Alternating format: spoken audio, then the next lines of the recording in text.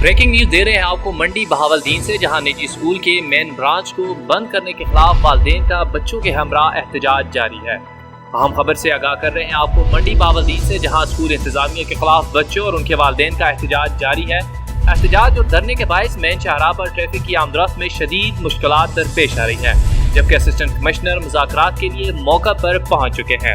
Update कर रहे हैं आपको मंडी बहावलदीन से, जहां बच्चों ने स्कूल की ब्रांच अचानक बंद करने पर प्ले कार्ड उठाकर नारेबाजी की है और सड़क को ब्लॉक कर दिया है।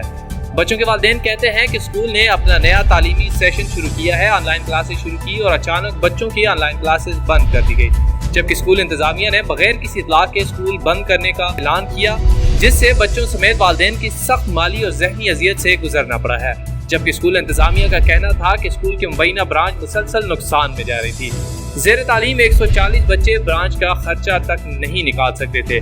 माहाना लाखों रुपए किराया और आमदनी कम थे, लिहाजा स्कूल को मजीद जारी रखना मुमकिन न था। इस वक्त असिस्टेंट कमिश्नर काशिफ नवाज मुज़ाकरात के लिए मौका पर पहुंच चुके हैं और मुज़ाकरात की कोशिश की जा रही है।